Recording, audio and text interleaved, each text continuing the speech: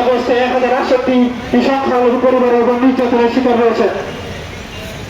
যদি বাংলাদেশের একটি সংবাদমাধ্যম এরকম ভূমিকা রাখতে পারে, তাহলে বাংলাদেশের অন্তর্বর্তীকালীন সরকার কেন ক্ষতিগ্রস্ত সংখ্যালঘু পরিবারদের এখনো চিহ্নিত করতে পারল না?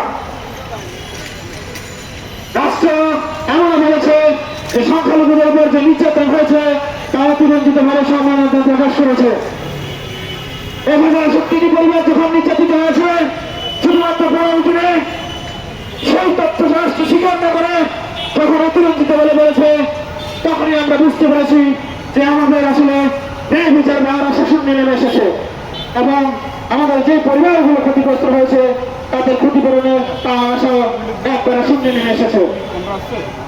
আমরা রাষ্ট্রকে বলতে চাই, আপনারা যদি সেই নির্যাতিত পরিবার তালিকা না করেন এবং তাদের ভাষা না নেন, তাহলে হয়তো 1947 সালে এই পূর্ব পাকিস্তানে হিন্দুদের যে অনুপাত ছিল 2024 সালে সেটা আজ 8.7.9।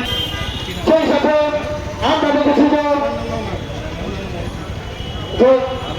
আমরা যখন সরজমিন পরিদর্শনে গিয়েছি, আমরা ক্ষতিগ্রস্ত পরিবারের তালিকা করেছি। সেই তালিকায় ক্ষতিগ্রস্ত পরিবারগুলো স্পষ্টভাবে বলেছে আমরা কোনো রাজনীতির সাথে জড়িত ছিলাম না, এমনকি আমরা কোনোদিন মিটিং মিছিল থেকে শুরু করে কোনো দলের বা কোনো লীগের কোনো মিটিং মিছিলও ছিলাম না।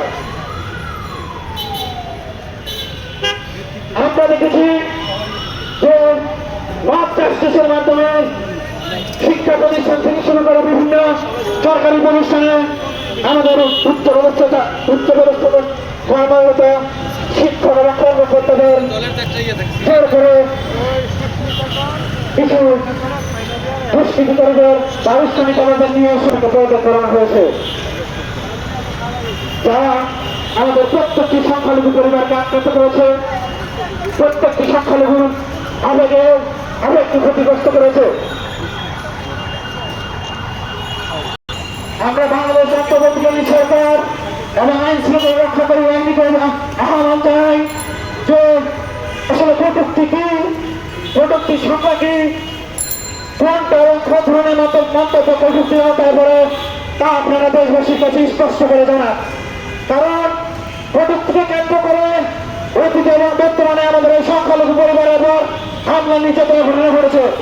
কাশিমনগর আমাদের রামপুরের মিঠাপুকুরে শুধুমাত্র ফেসবুক পোস্টকে কেন্দ্র করে অগ্নিসংযোগের ঘটনা ঘটেছে।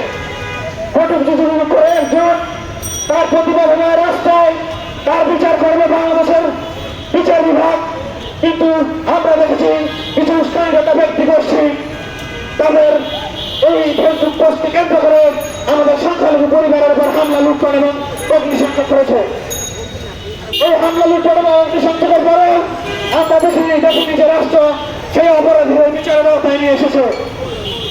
আমরা দেখেছি যে ফেসবুকে কেন্দ্র করে শুধুমাত্র গ্রেপ্তারের ঘটনা ঘটেছে আমাদের মানুষ জানতে। আমরা স্পষ্টভাবে বলতে চাই যে কটূক্তি শুধুমাত্র কিছু উস্কানিদাতা যখন বলবে যে কটূক্তিকে কেন্দ্র করে বিচারের আওতায় নিয়ে আসা হোক, তাহলে বাংলাদেশের বিচার বিভাগ কি করে, আমাদের সম্মানিত বিচারক হয়েছে তারা আসলে কি করে? কারণ যে যখন যে আমাদের যখন কেউ অন্যায় বা অপরাধ করবে তাকে বিচারের আওতায় নিয়ে আসার দায়িত্ব বাংলাদেশ বিচার বিভাগের, কোন শিক্ষক জনতা বা কোন সংঘবদ্ধ জনতার নয়। কারণ বাংলাদেশে বিচার করার জন্য আইন বিভাগ রয়েছে। তাহলে সেই আইন বিভাগের কাজটা কি আমরা জানতে চাই। কটূক্তিকে কেন্দ্র করে যখন মধ্যস্থ হয়েছিল তখন আমরা বাংলাদেশের সংখ্যালঘু পরিবারের যেভাবে নির্যাতন আমাদের নির্যাতনের প্রতিবাদ করেছিলাম, তখন আমরা দেখেছি আমরা আসলে আমাদের পাশে কাউকে পাইনি। আমরা দেখেছি যে সংখ্যালঘু পরিবাররা যখন নির্যাতিত হয়েছে তাদের উপরে নির্যাতনের তথ্য তুলে নিয়ে বাংলাদেশের সংবাদ মাধ্যম তুলে নিয়ে না আসে কেমন বলেছে সেটা বুঝার পরে আমাদেরকে এই অপরাধগুলোকে লঘু করার চেষ্টা করেছে। আমরা বলতে চাই সংখ্যালঘু অধিকার আন্দোলন প্ল্যাটফর্ম আছে, শিক্ষার্থীদের দ্বারা গঠিত প্ল্যাটফর্ম, যে প্ল্যাটফর্ম বাংলাদেশের প্রত্যেকটি সংখ্যালঘু পরিবারের উপর অন্যায় এবং নির্যাতন তুলে নিয়ে আসবে, সেই সাথে জাতীয় পর্যায়ে সেই অন্যায় এবং নির্যাতনের তথ্য তুলে ধরে রাষ্ট্রীয়ভাবে সেই দুষ্কৃতিকার এবং সন্ত্রাসীদের বিচারের দাবি দেওয়া আসতে হবে।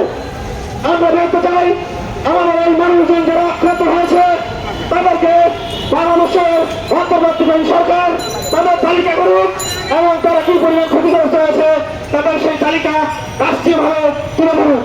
কারণ হচ্ছে যখন একটা সংখ্যালঘু পরিবারের উপর আক্রমণ হয় বা যখন একটা শহরে 10টা সংখ্যালঘু পরিবারের আক্রমণ হয় তখন সেই আক্রমণের আতঙ্ক প্রত্যেকটি সংখ্যালঘু পরিবারে ছড়িয়ে পড়ে। সেই আতঙ্ককে কেন্দ্র করে হয়তো আমাদের স্বর্ণ কিশোরী এবং জয়ন্ত সিংহ সীমান্তে বিএসএফের গুলিতে নিহত হয়েছে। সীমান্তে প্রত্যেকটি হত্যাকাণ্ডের আমরা তীব্র প্রতিবাদ জানাই। সেই সাথে ওরা প্রতিবাদ জানাই যারা এদেশে সংখ্যালঘুদের উপর নির্যাতন করে অন্যায় করে ভীতিকর এবং ভয়ানক পরিবেশ সৃষ্টি করে আমাদের মানুষকে সীমান্তে পাঠিয়েছে তাদেরও বিচার দাবিতে আমরা আওয়াজ তুলি।